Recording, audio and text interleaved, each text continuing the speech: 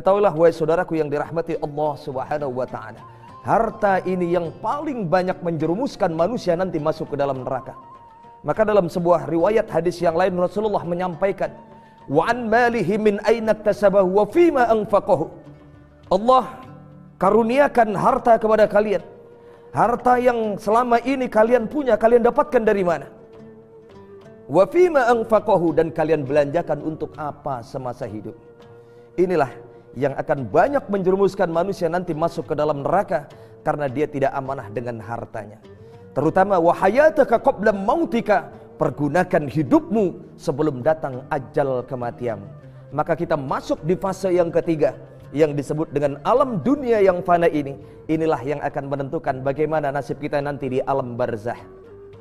Hadirin pemirsa, Assalamualaikum Nusantara TV One, yang insya Allah semuanya dirahmati oleh Allah Subhanahu wa ta'ala. Sampailah kita kepada alam yang berikutnya, yang disebut dengan alam barzah atau alam kubur. La khawla wa la quwata illa billah. Alam barzah inilah yang disebut sebagai alam penyesalan. Bagi orang yang berfoya-foya semasa hidupnya, tidak mau beribadah, jauh dari perintah-perintah Allah, maka ketika dia masuk di alam barzah, dia menyesal dengan apa yang sudah dia lakukan semasa hidupnya. Bahkan mereka menangis, mereka berteriak di hadapan Allah.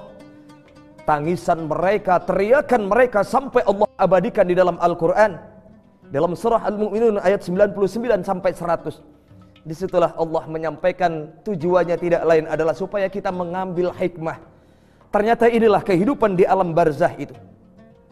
Apa yang Allah sampaikan? Rabbirji'un la'ali a'malu salihat fima tarak. Ya Allah, pulangkan aku ke alam dunia. Aku menyesal semasa hidup di dunia dulu. Aku enggak pernah sholat, aku enggak pernah puasa. Ketika datang perintah untuk berzakat, aku enggan untuk mengeluarkan zakat. Datang bulan suci Ramadan, aku enggak pernah mau berpuasa. Padahal aku tahu hukumnya. Itu adalah wajib di bulan suci Ramadan untuk setiap muslim melaksanakan ibadah puasa. Namun aku mengabaikan perintah-perintah itu. Hadirin pemirsa TV One dimanapun Anda semua berada, yang insya Allah semuanya dirahmati oleh Allah Subhanahu wa ta'ala. Maka kesempatan kita ini jangan sampai kita sia-siakan. Kehidupan kita dunia ini hanya sebentar. Jadikan kehidupan di dunia ini sebagai ladang amal kita nanti menuju alam-alam berikutnya. Orang yang beriman tentunya akan memanfaatkan kehidupan di dunia ini sebaik-baiknya. Karena dia sadari kehidupan di dunia ini bukan kehidupan yang abadi. Dan setiap manusia akan ditakdirkan numpang singgah ke alam-alam berikutnya. Alam yang abadi adalah alam nanti ketika manusia dikumpulkan oleh Allah di akhirat, yaitu yang disebut dengan alam akhirat. Hadirin pemirsa, Assalamualaikum Nusantara, yang insya Allah dirahmati oleh Allah Subhanahu wa ta'ala. Ingat wahai saudaraku, ketika kita hidup di dunia, nanti kita masuk ke alam barzah, tidak ada yang bisa mendampingi kita. Keluarga kita, harta kita, semuanya meninggalkan kita. Bahkan dalam sebuah hadis Rasulullah memberikan peringatan kepada kita.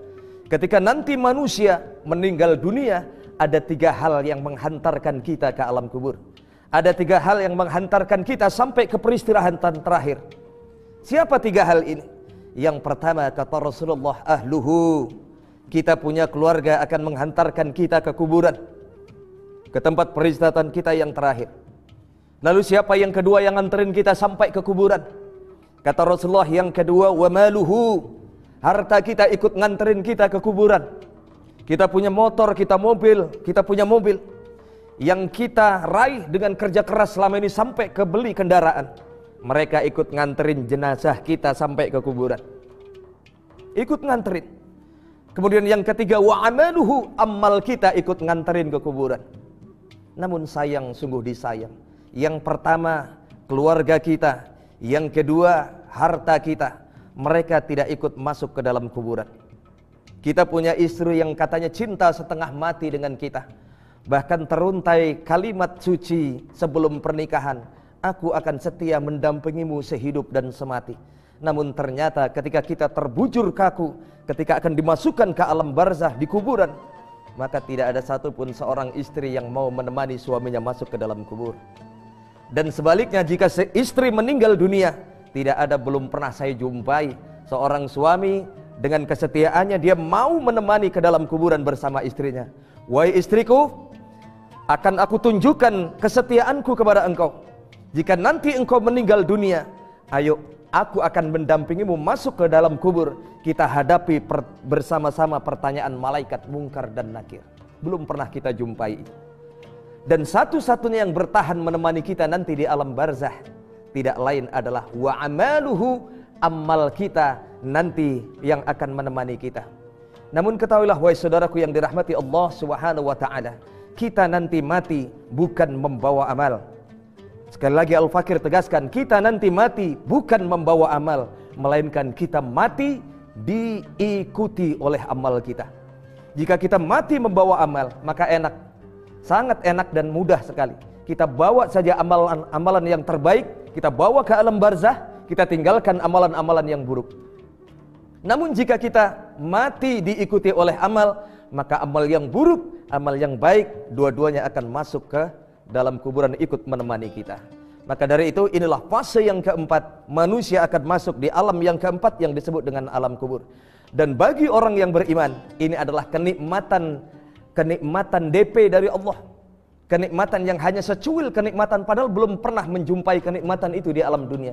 Namun luar biasa, kenikmatan di alam barzah ini hanya sepenggal dari kenikmatan yang Allah janjikan, yang kontannya nanti manusia akan dibahagiakan oleh Allah di dalam surga Jannatun Na'im. Mudah-mudahan kita termasuk hamba Allah yang bahagia. Yang terakhir, manusia akan masuk di alam akhirat, khalidan mukhaladan fiha abada. Manusia akan kekal selama-lamanya di alam akhirat. Mudah-mudahan kita semua bisa memanfaatkan waktu kita untuk sebanyak-banyaknya beribadah kepada Allah, sehingga kita nanti mati dalam keadaan yang husnul khotimah, selamat dunia dan selamat pula di akhirat. Demikian, mudah-mudahan bermanfaat untuk kita semua. Wallahul muwaffiq ila aqwamit thoriq wal 'afu minkum. Wassalamu alaikum warahmatullahi wabarakatuh.